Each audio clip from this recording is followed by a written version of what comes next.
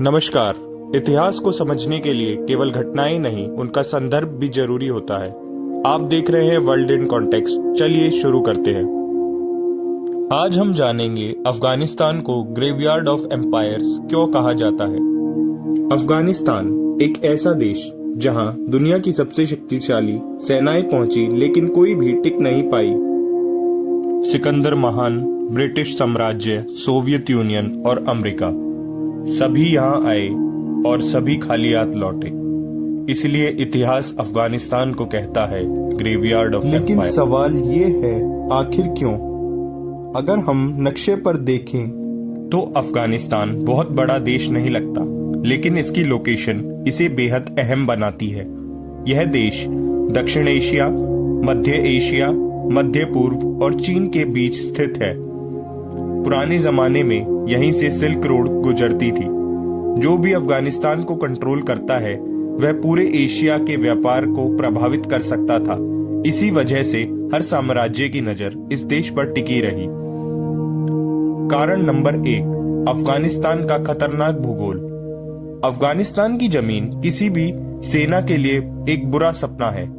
यहाँ हिंदू कुश जैसे ऊंचे पहाड़, संकरी घाटियां, बर्फीली चोटियां, सूखे रेगिस्तान, सड़कें कम, मौसम कठोर और सप्लाई लाइन बहुत कमजोर है। बड़ी सेनाएं यहाँ फंस जाती हैं, थक जाती हैं और धीरे धीरे कमजोर हो जाती हैं, जबकि स्थानीय लड़ाके इसी जमीन में पले बड़े होते हैं। आइए चलिए अब बात करते हैं सिकंदर महान। पहली चेतावनी। 326 ईसा पूर्व सिकंदर महान दुनिया जीतने निकला था। ईरान, मिस्र, मध्य एशिया सब उसके सामने झुक गए थे। आज के अफगानिस्तान पहुंचा तो कहानी बदल गई। स्थानीय कबीलों ने पहाड़ों से हमला किया, सप्लाई काट दी और सेना को लगातार परेशान किया। सिकंदर को यहाँ 2 साल से ज्यादा रुकना पड़ा। उसकी सेना थक चुकी थी और यहीं से उसके अभियान की गति धीमी पड़ गई थी। इतिहासकारों का मानना है कि यहीं से सिकंदर की अजय छवि टूटने लगी थी। अब बात करते हैं ब्रिटिश साम्राज्य, भारत की सुरक्षा या सबसे बड़ी गलती। 19वीं सदी में ब्रिटिश साम्राज्य दुनिया की सबसे बड़ी ताकत था। भारत उनका ताज था। ब्रिटेन को डर था कि रूस मध्य एशिया से होकर भारत तक पहुंच सकता है। इस डर से उन्होंने अफगानिस्तान को एक बफर स्टेट। आइए अब बात करते हैं फर्स्ट एंग्लो अफगान वॉर, जो कि 1839 से 1842 तक चली थी।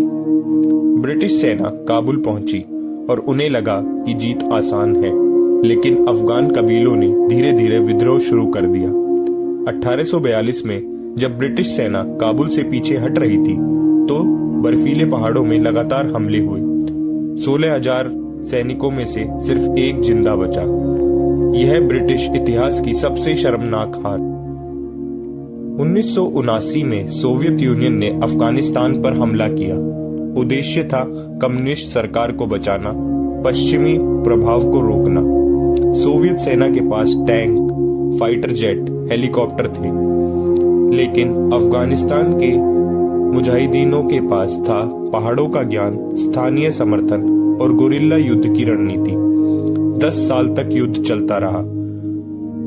फिर आता है साल 1989, जिसमें सोवियत सेना को शर्मनाक तरीके से वापस लौटना पड़ा। कुछ ही सालों बाद सोवियत यूनियन टूट गया। सोवियत यूनियन का टूटना भी अफगानिस्तान में हुई सोवियत यूनियन की हार से जोड़कर देखा जाता है। सोवियत यूनियन की अफगानिस्तान से वापसी के बाद अमेरिका ने अफगानिस्तान में कदम रखा। अमेरिका द्वारा सबसे लंबा युद्ध अफगानिस्तान में चला, परंतु फिर भी आखिरी में उसे उसकी हार के तौर पर देखा जाता है। 2001 में 11 हमलों के बाद अमेरिका ने अफगानिस्तान पर हमला किया। शुरुआत में तालिबान को हटा दिया गया, लेकिन असली समस्या शुरू हुई उसके बाद। अमेरिका ने अफगानिस्तान में लोकतंत्र लाने की कोशिश की, नई सरकार बनाई, अरबों डॉलर खर्च किए, लेकिन जमीनी सच्चाई नहीं बदली। तालिबान पहाड़ों में छिपे रहे और 20 साल बाद फिर से सत्ता में आ गए, जब अमेरिका ने अफगानिस्तान से वापस अपनी सेनाएं लाने की घोषणा कर दी। 2021 में अमेरिका को अफगानिस्तान छोड़ना पड़ा। चलिए अब बात करते हैं सभी देशों की सेनाओं की अफगानिस्तान से वापसी की असली वजह। अफगान समाज मुख्य तौर से कबीलाई है, स्वतंत्रता प्रिय है और बाहरी नियंत्रण को नापसंद करने वाला है। यहाँ पर सरकार से ज्यादा कबीले मायने रखते हैं। हथियार इनकी एक संस्कृति का अहम हिस्सा है। सम्मान ही सबसे बड़ा कानून है।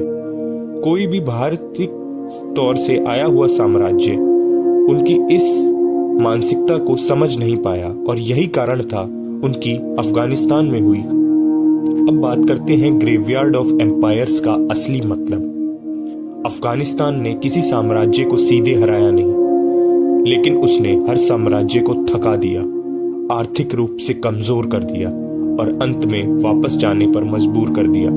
यही वजह है इतिहास अफगानिस्तान को कहता है ग्रेवयार्ड ऑफ एम्पायर्स। चलिए अब आप किसी देश को नहीं जीत सकते। अगर आप लोगों की सोच, संस्कृति और जमीन नहीं समझते तो सबसे बड़ा साम्राज्य भी ढह सकता है।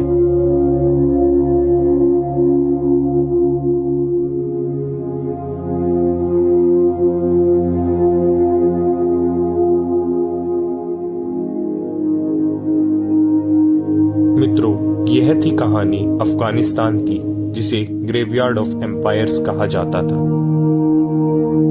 दुनिया को समझने के लिए सिर्फ घटनाएं नहीं, उनका संदर्भ भी समझना पड़ता है। नमस्कार, यह था वर्ल्ड इन कॉन्टेक्स्ट।